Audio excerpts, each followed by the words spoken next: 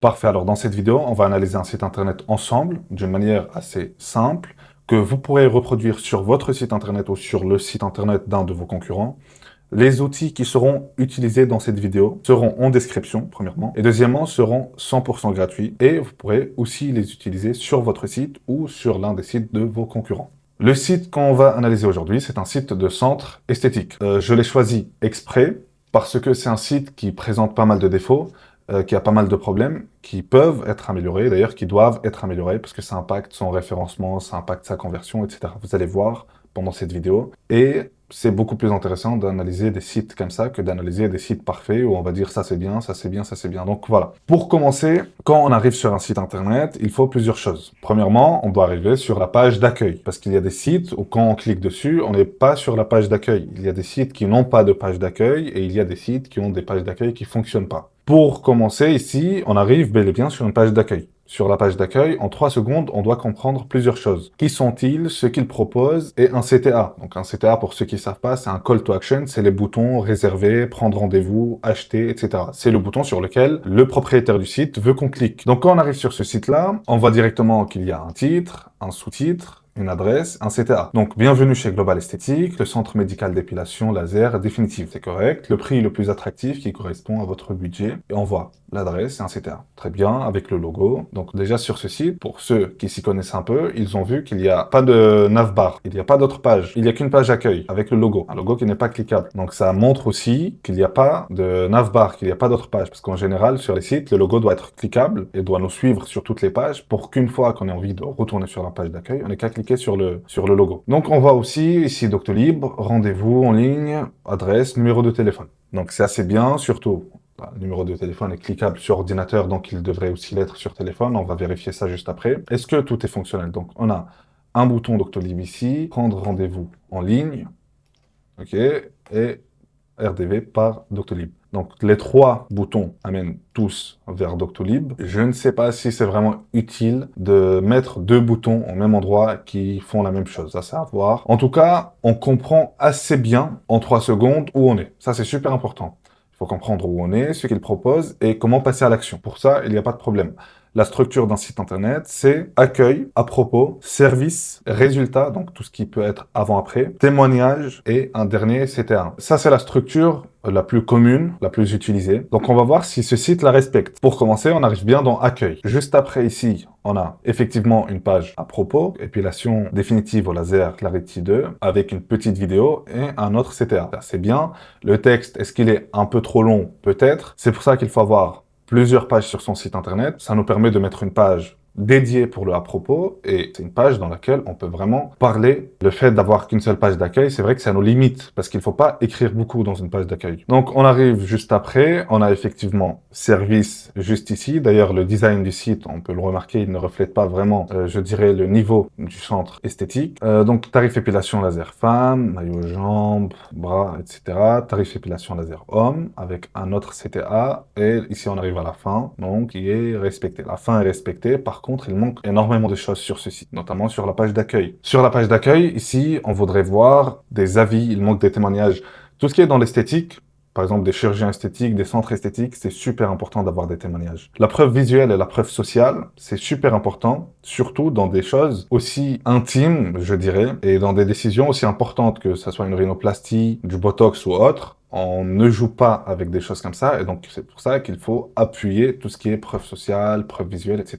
Ok? Ça manque sur le site. Deuxièmement, le fait qu'il n'y ait pas de navbar, pas d'autre page que la page accueil, ça empêche le site d'avoir une page dédiée pour chaque service. Ce qui est aussi important pour le référencement, c'est pour chaque service ici, avoir une page dédiée à ce service-là dans laquelle on décrit et on met quelques mots-clés intelligemment placés. Google, quand tu fais une recherche, parce que ces sites-là, ils sont assez compliqués à trouver, on comprend vite pourquoi, parce qu'en fait, Google, quand on fait une recherche, il cherche les réponses à notre recherche. Quand il a le choix entre un site qui a pas mal d'informations et qui donne l'impression à Google qu'il répond bel et bien à cette question-là, eh bien Google va le mettre en avant. Quand vous avez un site, par exemple ici, quand on met tarif épilation laser femme, et juste après, par exemple, on a jambes ici, on a cuisse. Google, entre ce site-là et un autre site qui a une page dédiée pour le service qui est épilation laser cuisse, spam, dans lequel tout est décrit, dans lequel tout est intelligemment écrit, eh bien Google va mettre l'autre en avant. Et c'est vrai que des sites internet qui n'ont pas de navbar, c'est pas quelque chose qui est vraiment commun, constitué uniquement d'une page d'accueil. Donc on peut voir aussi qu'ils ont donc, des réseaux sociaux. On veut voir est-ce que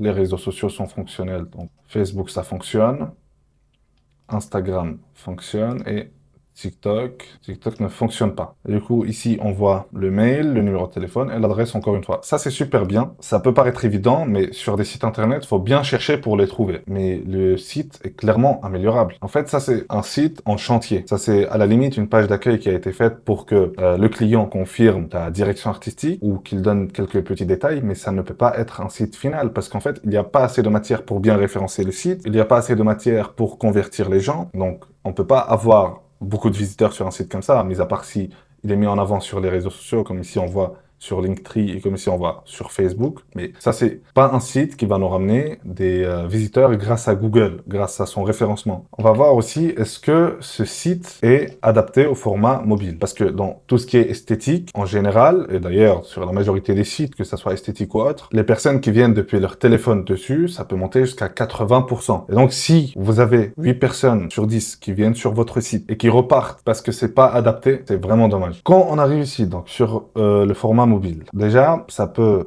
paraître bête, mais le bouton, le CTA principal, n'est pas visible sans scroller. Surtout que sur téléphone, c'est un peu petit. C'est important de remonter tout ça, surtout qu'on peut le remonter. Après, ici, on a deux autres CTA qui font tous les deux la même chose. En tout cas, on voit ici le texte. Il est assez lisible. Après, ça fait un peu amateur. Ça fait un peu amateur. On parle d'un centre esthétique. C'est super important d'avoir un site qui reflète l'expertise, qui reflète le professionnalisme, ce qui n'est pas le cas ici. Ok, donc on a la petite vidéo ici et après on arrive dans service. C'est dommage d'avoir un site comme ça. Donc ici on a le CTA ici, après on a un autre CTA encore. Donc le numéro de téléphone est cliquable, j'ai l'impression.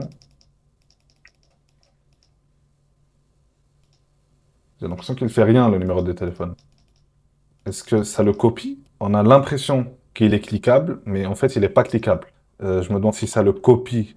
Non, ça le copie pas.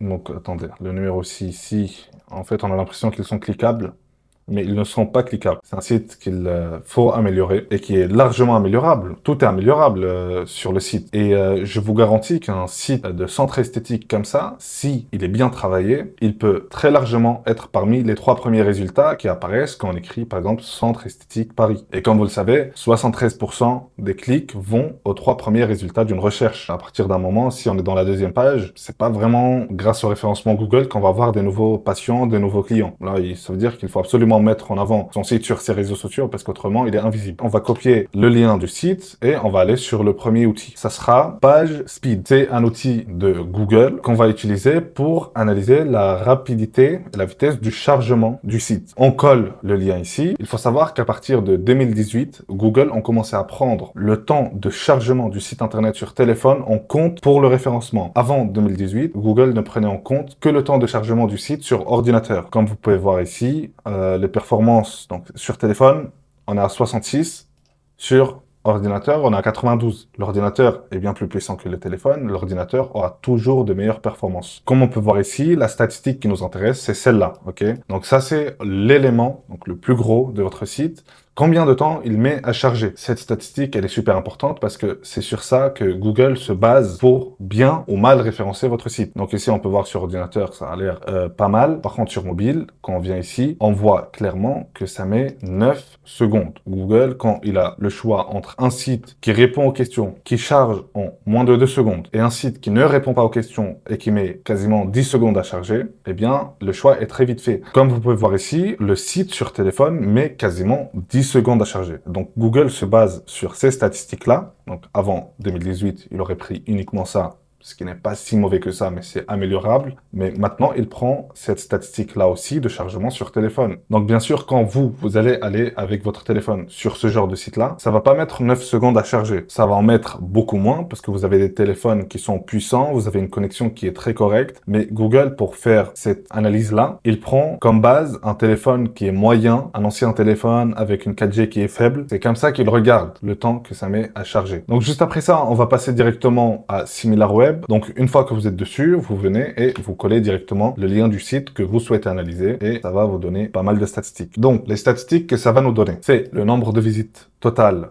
par mois, la durée moyenne d'une visite, le nombre moyen de pages visitées et le taux de rebond. Ça, c'est les statistiques qui nous intéressent. Le taux de rebond, c'est le pourcentage de personnes qui viennent sur le site et qui le quittent aussitôt. Donc ça, c'est des personnes qui cliquent pas sur d'autres pages que la page d'accueil. En l'occurrence, ici, sur notre site, c'est pas possible de cliquer sur une autre page que la page d'accueil, étant donné qu'il y a qu'une seule page d'accueil. Donc ça, c'est des personnes qui cliquent pas sur d'autres pages que la page d'accueil, qui ne visitent pas le site et qui ne cliquent pas non plus sur les CTA. Donc ici, sur 100 personnes qui visitent le site, vous avez 90 de personnes qui ne cliquent pas sur les CTA. Ça peut être dû à plusieurs raisons. Donc, ça peut être dû à un chargement qui est long, ça peut être dû à un design qui inspire pas confiance, ça peut être dû à un design qui est daté. Regardez. Ici, 93% des visiteurs de ce site viennent depuis leur téléphone. Et quand vous voyez que le temps de chargement sur téléphone est de 9,1 secondes, c'est un facteur qui explique les 90% de taux de rebond. Quand vous venez sur le site et que vous voyez qu'il y a qu'une seule page d'accueil et que vous voyez comment c'est structuré, etc.,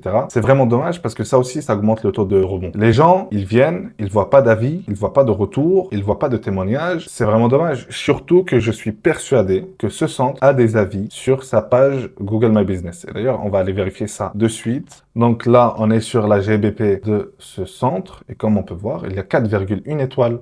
Il y a 193 avis. À la limite, juste en prendre 5, 6 et les mettre sur le site, ça nous met déjà un peu plus en confiance. Il faut rajouter de l'humain. Il faut rajouter des pages, il faut optimiser le site, que ce soit en termes de conversion, que ce soit en termes de référencement. Vous voyez, il n'y a qu'une seule page qui est visitée en moyenne sur ce site. Donc ça, c'est tout à fait normal parce qu'il n'y a qu'une seule page. En général, on voit jamais de 1 pile comme ça. Après, toutes ces statistiques-là sur SimilarWeb, il faut les prendre avec des pincettes. Donc on peut voir qu'ils n'ont pas assez de données pour analyser le temps moyen d'une visite, que le site est relativement petit et donc ils n'ont pas accès à suffisamment de données. C'est un centre qui vit, on l'a vu clairement sur sa page Google My Business, il y a des avis, il y a pas mal d'avis, 193, il y a une note qui est assez correcte, mais ils n'ont pas de site qui les met en avant. Ce site-là, s'ils le mettaient pas sur leurs réseaux sociaux, je pense qu'ils n'auraient pas de visiteurs dessus. Donc, toutes ces visites qui viennent sur le site avec ce taux de rebond-là, tout ça, c'est des personnes. Donc, bien sûr, tout ça additionné aux personnes qui ne trouvent pas ce site-là, parce que Google ne le met pas en avant. Tout ça, c'est des patients qui sont perdus. C'est pour ça que c'est super important d'avoir un site internet bien référencé, qui convertit bien. On le dira jamais assez, mais un site internet ne doit pas être uniquement utilisé pour dire on a un site internet. Un site internet, c'est vraiment fait pour avoir un sorte d'agent qui est prêt à prendre rendez-vous pour tout le monde, 24 heures sur 24, 7 jours sur 7, qui ne s'arrête jamais, qui est une machine à ramener des visiteurs et qui est une machine à les convertir en achats, en patients, en clients, etc. Et bien sûr, tout ce qu'on a vu aujourd'hui, vous pourrez l'appliquer à votre site internet à vous, sur le site internet d'un de vos concurrents, pour voir ce qui fonctionne, ce qui fonctionne pas, ce qui met votre site en avant sur Google, ce qui détruit son référencement, etc. Bien qu'on a été rapide dans cette analyse, il y a pas mal de choses que vous pourrez quand même appliquer de votre côté sur votre site internet.